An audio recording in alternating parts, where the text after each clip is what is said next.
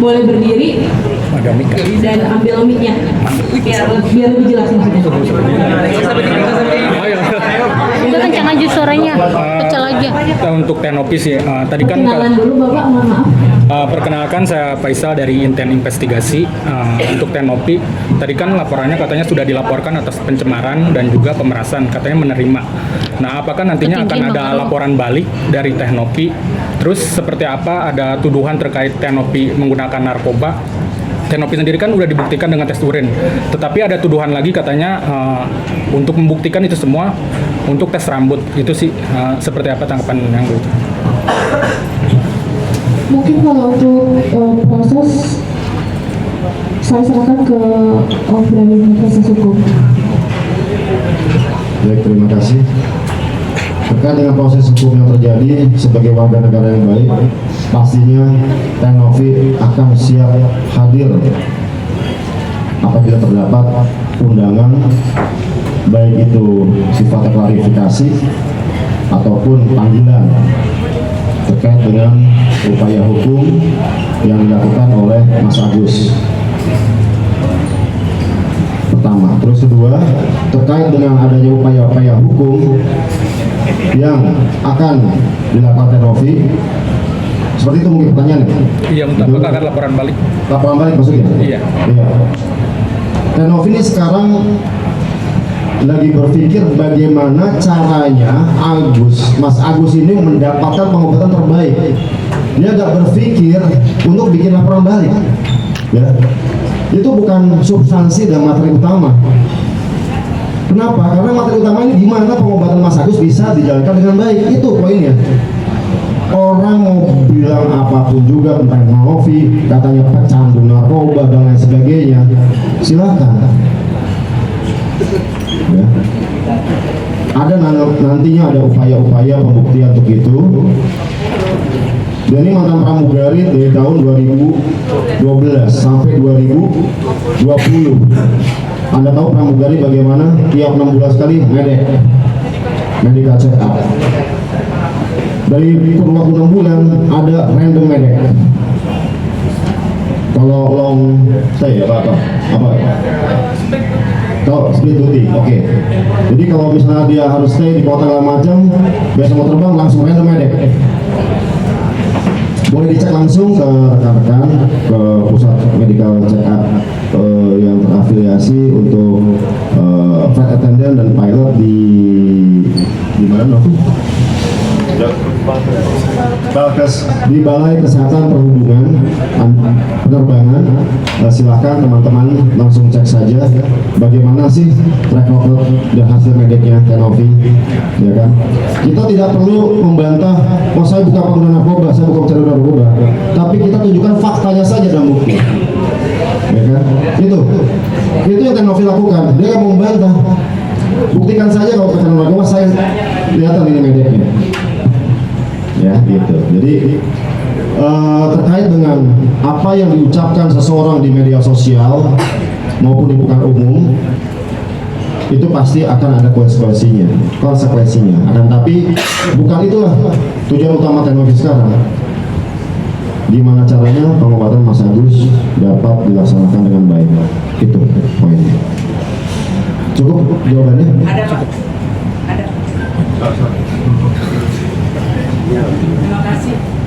Pertanyaannya saya dari Malika dari Media Citra Nusantara.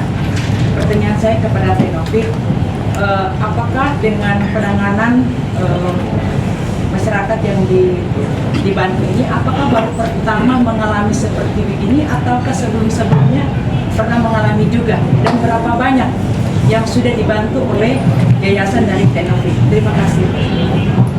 Terima kasih. Sebelumnya maaf, begini gimana Bu? Begini jadi masalah? Iya, sampai terjadi seperti ini. Laporan. Oke.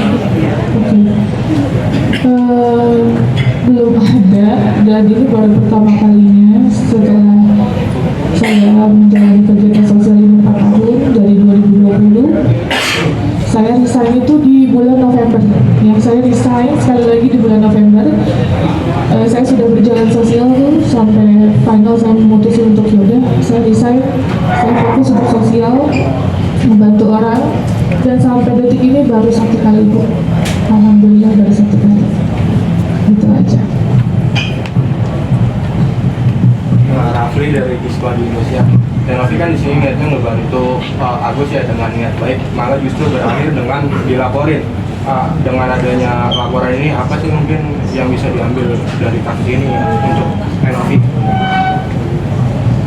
Ya, yang diambil dari case ini sih, ya secara pribadi kan saya di sini sebagai volunteer dan sebagai ketua yayasan juga. Mungkin untuk kedepannya bisa lebih berhati-hati lagi gitu.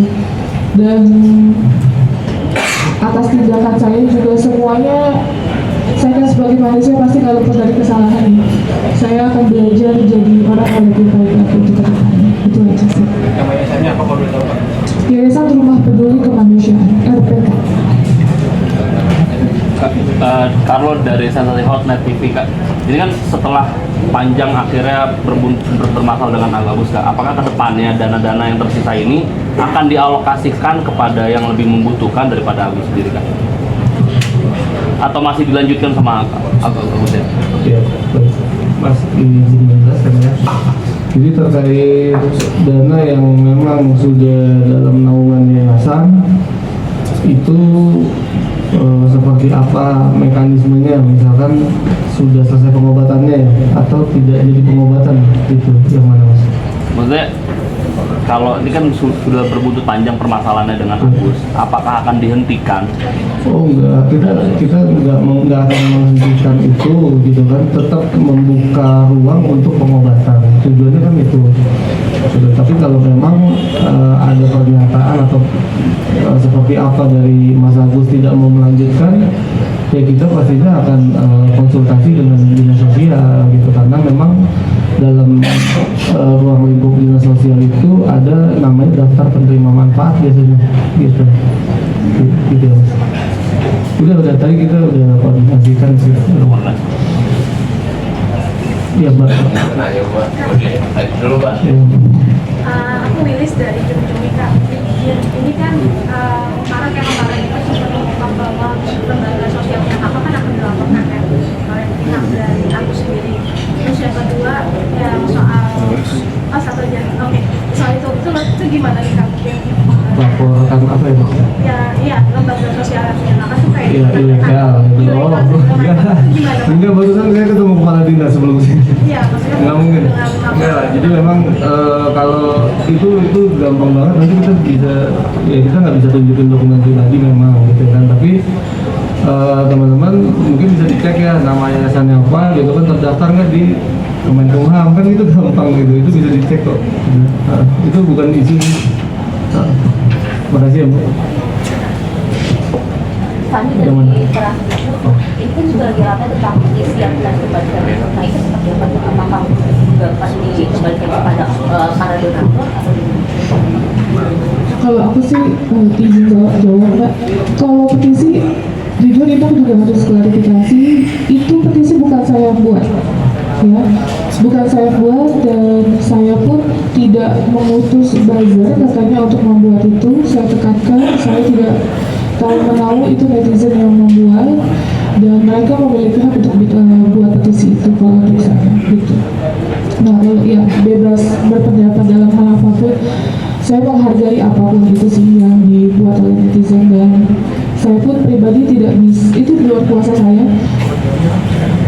Sudah sampai 160.000 kurang lebih gitu.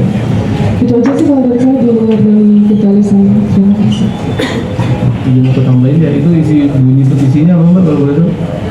donasinya minta dikembalikan Kembalikan tuh? kepada yang donatur-donatur. Donatur ini ada salah satu donatur ini. Kalau David mau ngomong, gimana kau balikin nggak kau? Kalau saya bulan depan Pak. Depan Pak, pakai berapa? Boleh aja Pak. Oke nih Pak. Salah satu donatur.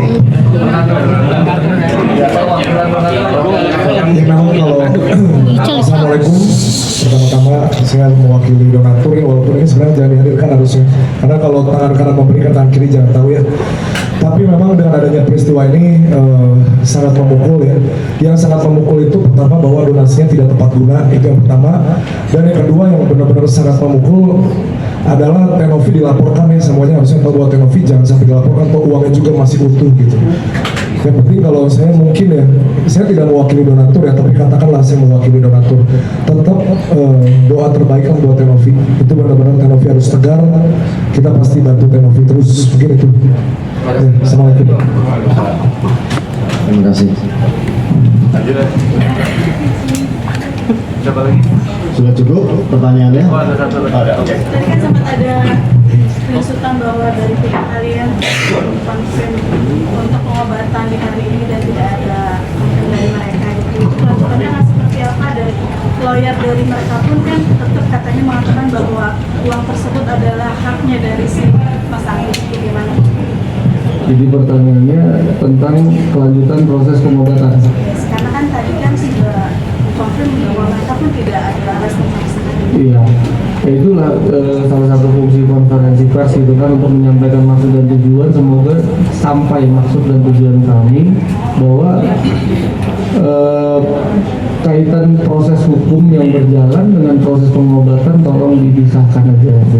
Bahwa Mas Agus dengan atau tanpa kuasa hukumnya juga bisa kok melakukan melanjutkan proses pengobatan. Itu bukan halangan sebetulnya, dan kita selalu membuka ruang untuk komunikasi.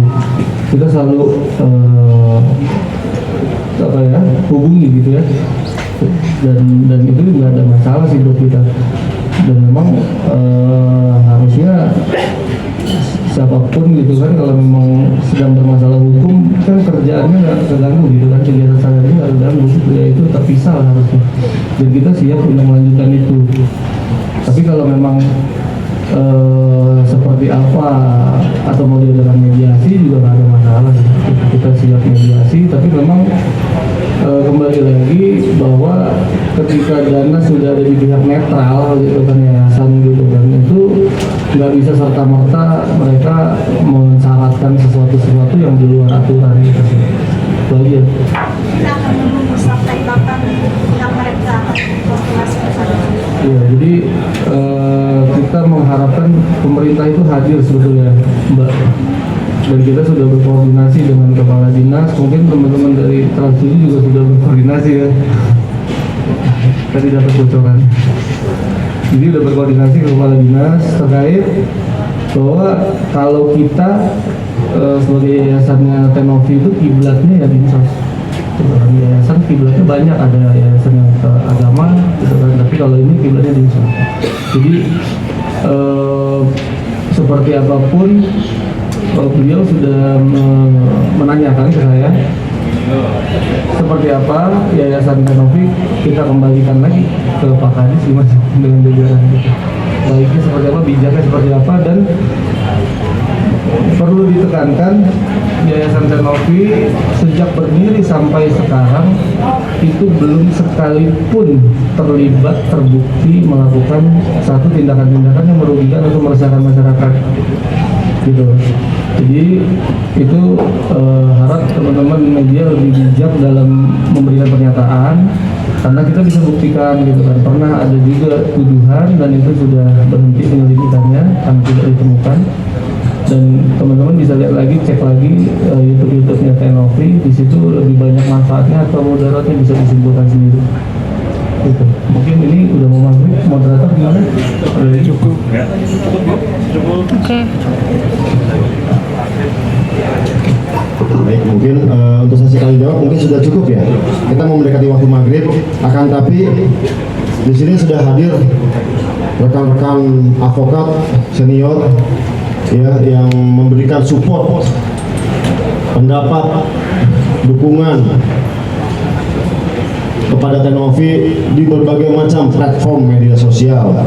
Untuk itu, untuk Dokter Nyoman dari perwakilan para rekan advokat mungkin bisa hadir di sini. Dokter Nyoman, Advokat Hermanto, Advokat Sylvia, Advokat Denis, Bang Jos, Pak David, mohon kiranya di sini mungkin ya saya atau di sini biar bisa lihat oleh ini ya. Bang Wanto di depan. Bang, sini bang, sini bang. Depan. Silakan. Mohon. Bang Denis, silakan.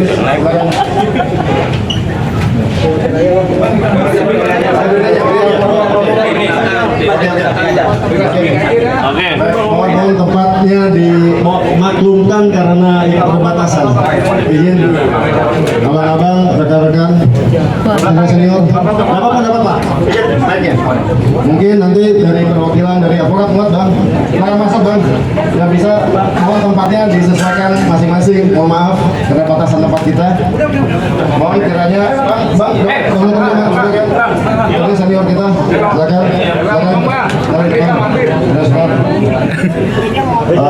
Di sini adalah para pendukung yang memberikan semangat moral, semangat agar supaya Tenovi itu tetap tegar, teguh menjalankan misi kemanusiaan, jangan pantang mundur. Mereka mensupport. Luar biasa sekali apresiasi yang kami sampaikan kepada mereka. Untuk itu waktu kami persilakan menyampaikan satu statement. Izin bang. Mungkin Pak Dr. Baik, terima kasih teman-teman media. Hari ini berkaitan kronologi secara utuh sudah disampaikan oleh rekan kami bersama Prinsipal Mbak Novi yang tentunya sudah dicermati secara baik oleh teman-teman. Itu yang pertama. Yang kedua, teman-teman jangan memaknai konferensi pers ini hari adalah pansos, tapi tidak. Apa yang disampaikan oleh Mbak Novi adalah kewajiban yang harus diketahui oleh publik. Di dalamnya adalah para donatur. Jangan memaknai sebagai pansos. Ya, tidak seperti teman-teman sudah ya. Oke, yang ketiga, kami mau sampaikan bahwa konsentrasi tim hukum adalah mempersiapkan tuduhan-tuduhan yang tidak mendasar yang telah disalurkan melalui laporan polisi. Itu tugas pertamanya. Tugas yang kedua, tidak menutup kemungkinan ada sikap perlawanan terhadap pihak-pihak yang telah menjatuhkan martabat dan nama baik Novi sendiri.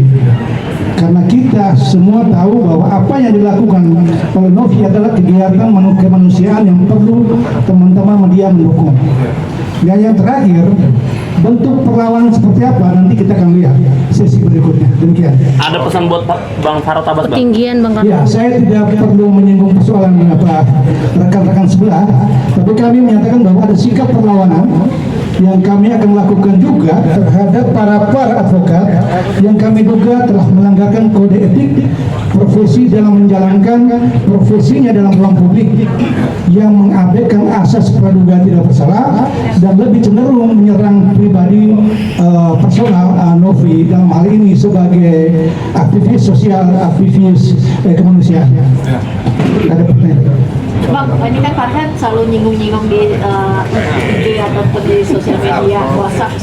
Ini gimana Bang reaksi? Ya, itu gaya orang ya. Kita tidak bisa intervensi, itu seleranya dia ya. Tapi kami tidak menggunakan gaya yang sama karena kami melihat prinsip-prinsip dasar dari seorang Novi ini sangat menghargai dalam posisinya diserang. Personal yang diserang, dia tidak kehilangan konsentrasi untuk memperhatikan Agus sebagai korban yang harus dibantu. Itu yang kami tangkap dari prinsip yang disampaikan oleh Novi kepada kami. Ada pertanyaan? Bang, artinya ini bakal terus ngedukung apa support Tenovi sampai kasus ini selesai atau gimana mungkin ya? Ya, kami tidak melakukan dukungan secara brutal. Tentunya kami melihat ada nilai-nilai kebenaran yang ada pada klien kami dalam hal ini Ibu Novi. Jadi gini, aku menyikapi korektif karena bidangku ya. Diduga kuat. Klien kami yang bernama Novi dihina dengan cara personal ya. Rekan-rekan kita itu melakukan tugas di luar kewenangan surat kuasanya, melebihi itu. Karena di sampingnya ada kliennya, dia ngomong secara pribadi menghina, itu pelanggaran kode etik sebenarnya. Banyak aku catat-catat itu semuanya ya. Nanti ya kita serahkan selanjutnya lah, kita nggak mau merepot lah. Ya. Saya ingin menambahkan sedikit ya kepada teman-teman. Ini yang perlu digarisbawahi kepada teman-teman media atau nanti penonton daripada unggahan video ini. bahwa uangnya masih utuh. Uangnya itu masih utuh, itu harus digarisbawahi bahwa uangnya masih utuh. Artinya kalau kita lihat juga dia selalu bilang bahwa ada penggelapan donasi, mungkin dari hemat kami ya sebagai penasihat hukum. Itu kan uangnya masih utuh agar menjadi donasi menjadi tepat guna ya. Tentunya Tenovi kemarin waktu tiba ke kantor kami semua, beliau bilang bahwa saat ini posisinya dilema antara bahwa menjaga amanah donatur, di satu sisi juga ada takaran masyarakat yang sedemikian rupa. Tapi teman-teman ingat ya, bahwa uangnya masih utuh dan tidak dipergunakan untuk kepentingan pribadi Tenovi maupun kepentingan lainnya yang tidak berkaitan tentang pengobatan mata. Mungkin itu ya. Boleh disebutkan jelasnya uangnya berapa, Bang? Itu kan tadi udah. Boleh tegaskan ini? Itu artinya untuk nominal ya. Kalau nominal mungkin kita tidak bisa mendahului, biar nanti langsung ke Pak BP aja. Dengan info siapa tadi? Ada pertanyaan?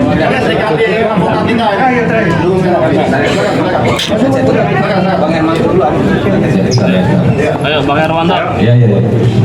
Tetap. Ya, saya sedikit aja. Farhad juga person WA saya. RD Lau, Farhad itu sahabat saya semua. Ya. Kemarin saya juga sempat naik di Komang, sempat juga tidur sapa. Tetapi ya, sebagai sahabat yang baik nih, saya harus memberikan teguran yang cukup keras karena sahabat itu sahabat baik ya. Ya mudah-mudahan pasti ditonton ini. Jadi saran saya sebagai seorang advokat ya harus bersikap dan berperilaku ya yang mampu menunjukkan ya kepada klien, memberikan saran yang baik, memberikan putusan-putusan yang baik dan benar. Agar apa? Agar kedua belah pihak bisa mendapatkan solusi yang baik. Ya. Yang pertama nih, kemarin saya lihat itu ada Bang John LD menawarkan uang kalau mau dicabut. Nah ini seharusnya ditanyakan ke Agus karena tawaran itu ke Agus. Siapa tahu Agus mau. Tetapi sayangnya dijawab oleh kuasa hukumnya. Nah saran saya tanyakan dulu siapa tahu Agus mau. Ya sekali lagi saran saya kepada sahabat-sahabat saya berikan saran yang baik. Terima kasih.